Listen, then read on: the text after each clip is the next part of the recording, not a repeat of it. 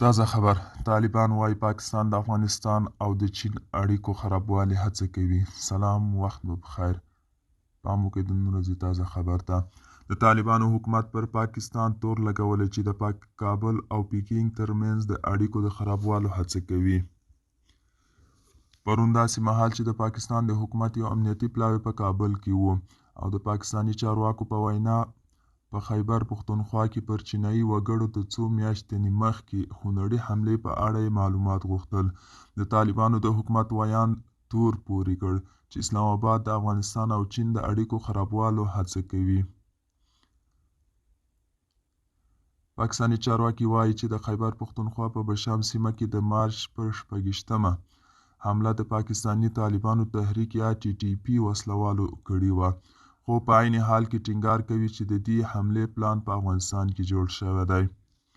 د طالبانو د حکومت ویان ذبیح الله مجاهد له تلونیوز سره خبرو کې وویل چې اسلام آباد دا تورونه منطقي بنسټ نه لري.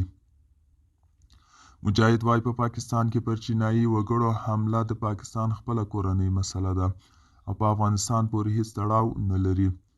هغه راپور چې پاکستانیانو خپور کړی دی چې د دې لپاره یو هڅه ده چې د چین او افغانستان ترمنځ بې اعتمادي جوړه کړي. موږ دا په وار رد کړی او دا خبره کوم منطق نه لري. طالبانو پر افغانستان له واکمنېدو وروسته له چین، روسیې او ایران سره د سیمې مهم لوبغاړي دي ډېر نږدې اړیکې جوړ کړل، خو له چین سره د طالبانو د حکومت اړیکې ځکه ځانګړي دي چې اساس یې اقتصادي همکاري ده.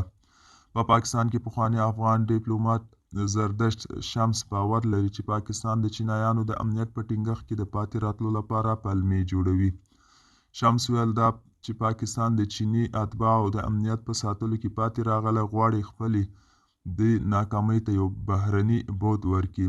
دا مسؤلیت طالبانو افغانستان ته راجع کړي او چین ورته وایي چې ستونزې په بهر کې ده او غواړي د دوی چې له چین سره په اړیکو کې د بې اعتمادۍ ستونزه پیدا شوې ده هغه فشار پر ځان کم کړي.